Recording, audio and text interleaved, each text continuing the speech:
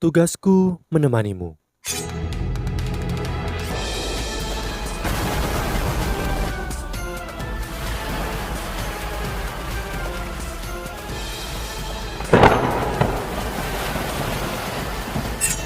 Hai sahabat Pasuk, kembali lagi bersama alur cerita versi novel Solen 2 Sekte Tang yang tak tertandingi. Jangan lupa like, subscribe, dan nyalakan tanda lonceng. Mari kita lanjutkan. Setelah semua siswa sudah memiliki tim, Guru Zoyi memberikan waktu 1 hari untuk perubahan. Ia meminta semuanya untuk beristirahat dan tidak membuat kekacauan apapun. Ia memiliki harapan untuk ke-22 tim bisa lolos dari ujian atau pemeriksaan pertama ini.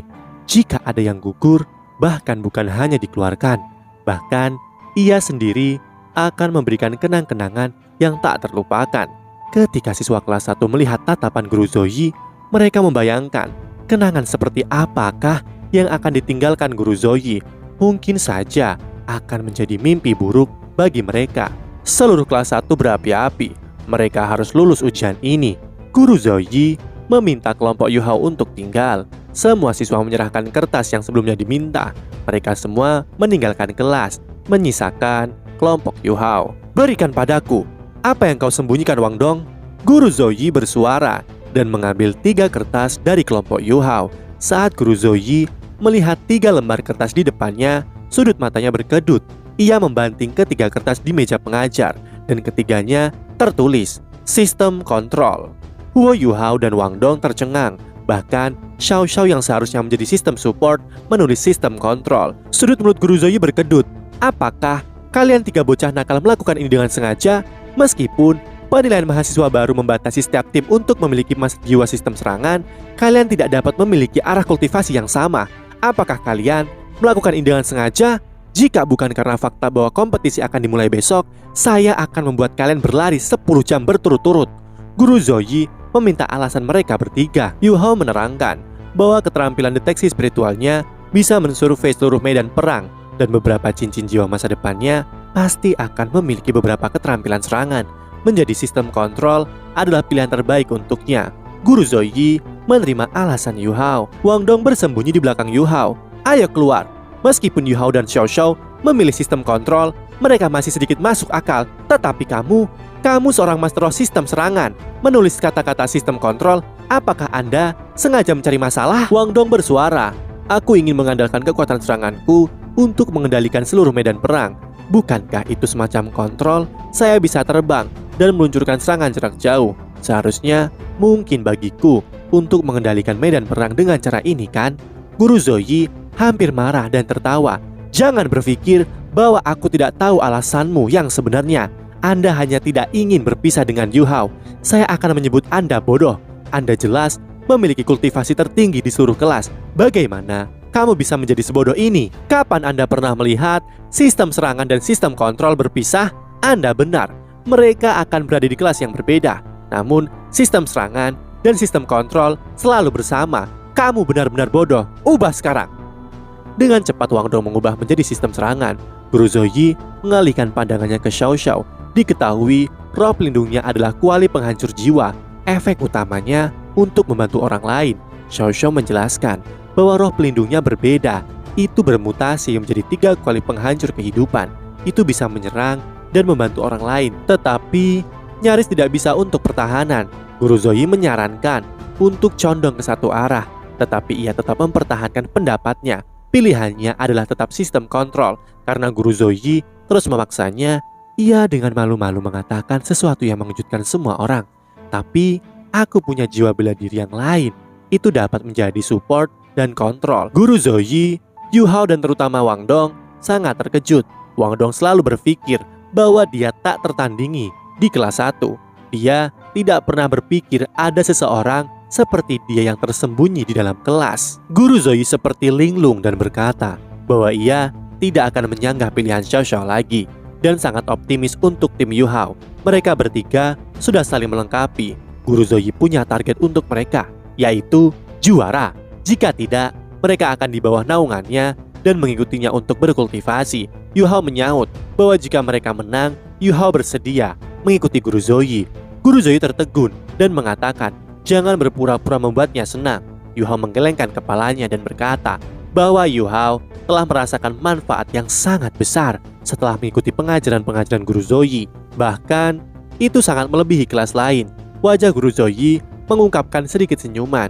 Guru Zoyi memerintahkan mereka untuk kembali dan beristirahat. Sebelum mereka pergi, ia mengingatkan bahwa akademi punya banyak harta berharga. Juara penilaian mahasiswa baru dan juara penilaian kelulusan halaman luar akan menerima hadiah yang berharga. Mereka akan tahu apa itu ketika mereka menjadi juara. Saat akan kembali ke asrama, Xiao Xiao meminta untuk berbicara dengan Wang Dong, tapi ia menolak dan malah meminta Xiao Xiao untuk menunjukkan kehebatan jiwa bela diri kembarnya saat ujian. Wang Dong menarik Yu Hao ke asrama mereka. Yu Hao mengkoreksi sikap Wang Dong. Tidak baik untuk seperti itu. Selama 3 bulan terakhir, keduanya menjadi sangat akrab. Bahkan Yu Hao kini benar-benar berubah. Tidak seperti saat di Duke Mansion yang pendiam dan pemalu. Wang Dong mengajak Yu Hao untuk memanggang ikan dan melakukan pendaftaran penilaian secara resmi besok. Yu Hao terheran-heran. Apakah Wang Dong tidak bosan setiap hari memakan ikan bakar? Juga seharusnya mereka berlatih untuk mempersiapkan ujian. Wang Dong membalas bahwa Yu Hao hanya tahu berkultivasi. Wang Dong sangat percaya diri bahwa dengan mereka bertiga bahkan tidak akan sulit mengalahkan kelas tahun kedua.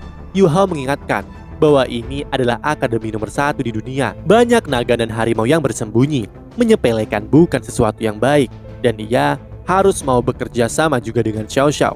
Yu Hao memiliki modal 4 keterampilan jiwa tipe spiritual serta teknik rahasia sekte Tang. Tapi ia merasa itu pun tidak cukup. Tapi keterampilan berbagi deteksi spiritualnya pasti akan memiliki pengaruh besar. Meskipun Wang Dong bisa mengalahkan Yu Hao dengan kata-kata, tapi keras kepalanya Yu Hao sangat luar biasa. Saat mereka kembali ke kamar, Yu Hao langsung bermeditasi dan berkultivasi dengan menjanjikan beberapa ikan untuknya. Kekuatan jiwa peringkat 17 Yu Hao sudah bisa mengembun menjadi aliran putih di dalam tubuh Yu Hao. Setelah 3 bulan bekerja dengan pahit, Yu Hao dapat dengan samar-samar merasakan bahwa lorong-lorongnya telah bertambah banyak dan membawa peningkatan nyata dalam kultivasinya. Ini efek halus dari pil air misterius serta efek bergizi dari teknik surga misterius yang ia temukan. Dalam hal fisik, Yu Hao tidak lagi kalah dengan orang seusianya. Namun, sangat tidak mungkin dia bisa mengejar Wang Dong. Dia hanya bisa memilih untuk meningkat bersama Wang Dong. Dengan kecepatannya, Yu Hao akan bisa masuk peringkat ke-20 saat ia lulus tahun pertama. Menurut Koko Tianmeng, kekuatannya akan melonjak cepat ketika mendapatkan cincin jiwa keduanya, terutama ketika jiwa bela diri tipe S-nya benar-benar memiliki kemampuan sendiri. Waktu selalu berlalu sangat cepat selama bermeditasi. Malam segera tiba. Seperti sebelumnya, Yu Hao ke kantin untuk membersihkan ikannya sebelum ia menuju pintu masuk akademi. Aliran akademi lebih sepi dari biasanya. Mungkin karena mereka mempersiapkan diri untuk ujian mereka. Namun, bisnis Yu Hao tidak terpengaruh sama sekali. Ketika dia tiba, antrian sudah terbentuk. Su Sanxi lagi dan lagi menjadi orang di antrian pertama. Hubungan antara Yu Hao dan Su Sanxi kini sudah sangat akrab. Bahkan Su Sanxi menanyakan tentang ujiannya. Ia berpesan bahwa Yu Hao tidak boleh hilang dari akademi. Sungguh, bahkan ikan bakarnya lebih tenar daripada kekuatannya. Su kecil, pada saat itu suara renyah tiba-tiba terdengar. Ketika Su Sanxi mendengar suara ini, ketakutan dan ketidakberdayaan muncul di matanya. Para pengunjung lain yang telah mengantri di belakang Su Sanxi langsung terdiam. Seorang gadis berjalan keluar dari pintu masuk akademi dengan langkah lambat, menyebabkan kerumunan membuka jalan baginya. Yu Hao mengangkat kepalanya. Itu adalah seorang wanita berpakaian merah. Aura yang kuat dipancarkan oleh indranya.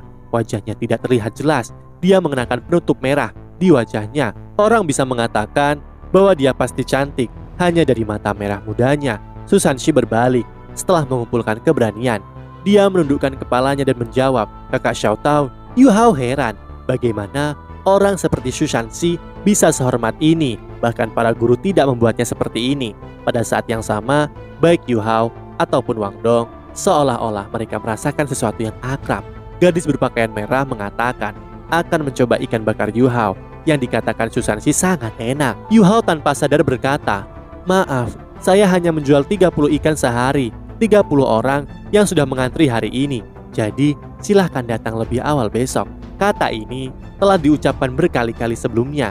Namun ketika suara terdengar kali ini, semua yang berdiri menatapnya dengan ekspresi ketakutan termasuk Susan Shi. Setelah itu, semua orang yang antri berpencar pergi, menyebabkan Yu Hao menjadi lebih heran. Gadis berpakaian merah itu tersenyum dan berkata, "Oke, tidak ada yang tersisa di antrian sekarang. Saya pikir saya bisa makan satu sekarang." Susan Shi terus-menerus memberikan gerakan isyarat pada Yu Hao dengan matanya. Namun, Wang Dong yang berada di sisinya agak marah.